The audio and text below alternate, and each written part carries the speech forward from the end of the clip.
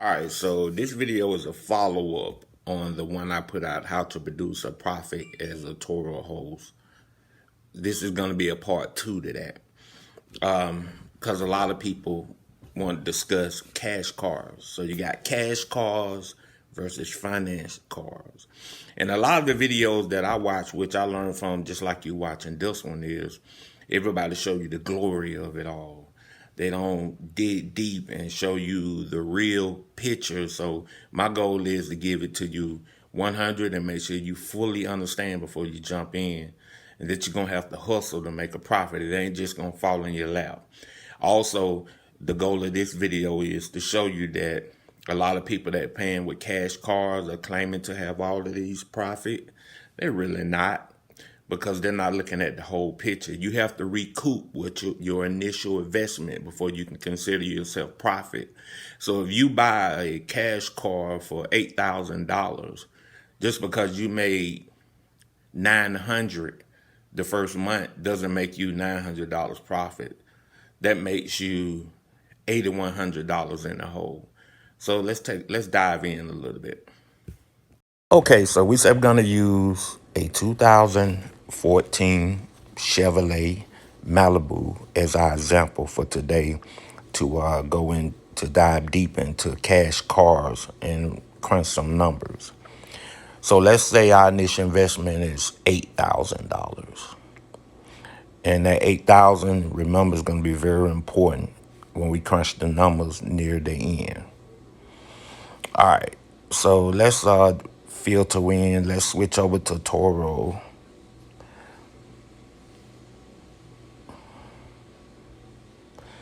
All right, so we're going to use the Atlanta market, for example.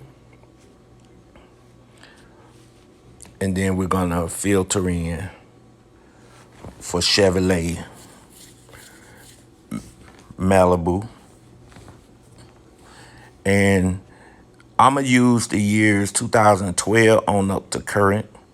To get into Turo, your vehicle can't be no older than 10 years old and no more than 125,000 miles. Somebody correct me in the comments if I'm wrong on that. I'm trying to go off memory on that one. But I always go up, when I'm filtering, I go a couple of years before the actual model being used. So we're going to say 2012 to current. We're going to take a look at some of the Chevrolet Malibu. So here's a 2018 for $38. Remember, we have a 2014. So here's a 2018 for $51. Here's a 2018 for $40. What's this? A 2015, 1 year newer for $38. $31, 2012. That's 2 years older. 2017 for $32. Let's see, 2 years newer, $41. 2020 for $44. Another 2020.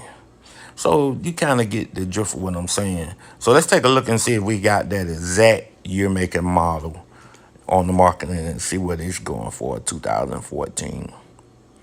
All right, we have one, and this priced at $43. Look like it do pretty good, 28 trips. So I want to kind of go through the filter, so we're going to use a number, for example. I seen as low as $31 and high as $51, but we're going to use $39. Let's price ours at $39, a little bit toward the middle of the pricing. And you kind of have to test the market sometime to see how I do with that pricing and then adjust accordingly. All right, so 39 times 75%, because Toro's going to take 25% of that.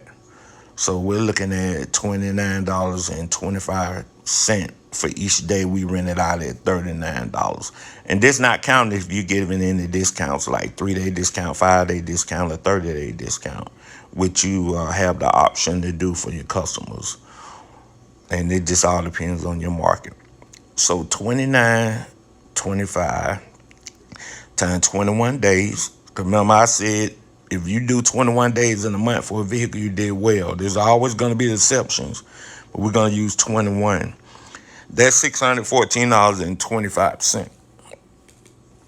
Okay, so your first month, let's say you did 21 days. So you made $614 and I think it was $614.29. So your initial investment, $8,000, minus your first month revenue, $614.25.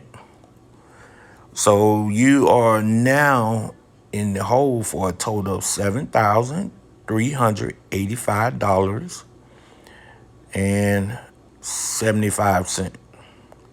That's after your first month in the Turo business with your 2014 Chevrolet Malibu. All right. So let's run some more numbers here. So your remaining balance to break yourself even is $7,386. We just rounded up to 86. Divided by your 29.25. Remember, that's what we're earning off pricing it at $39. It will take you 216 rental days to recoup your initial investment.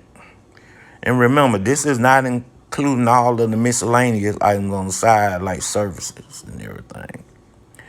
And you might have a blowout, all that. All right. So 216 days is equivalent, let's see here, 216 rental days equal 7+ months, a little bit over 7 months to recoup your initial investment. Now, there's going to be your exceptions. If you rent it out for 30 days, you're really balling, but you're still in the deficit. You're still in the hole. So 7+ months to break even. This is a realistic view of what you're looking at when you purchase cash cars to go to Turo. All right, let's see here.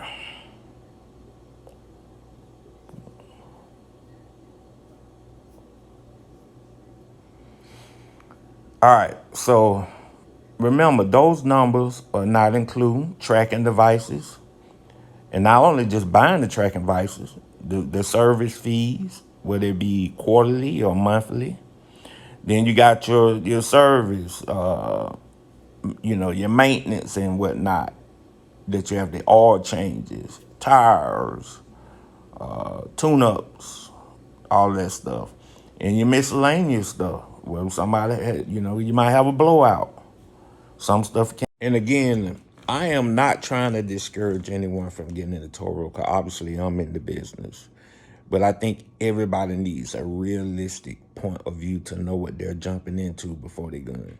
You don't want to finance a car for Turo unless you can get a newer model for that payment. I say under $400, because you got to factor in car insurance, which is probably going, if you get a good deal, maybe a $150.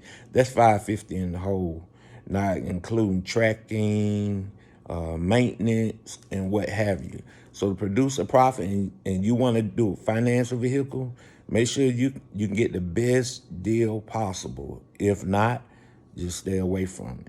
And cash cars, I like to think of this concept. Millionaires and billionaires don't use their own money for the business ventures that they do. So you putting your $8,000 in, $12,000, you're $12,000 in the hole until you recoup your investment. After you recoup your investment, then you can consider yourself profit.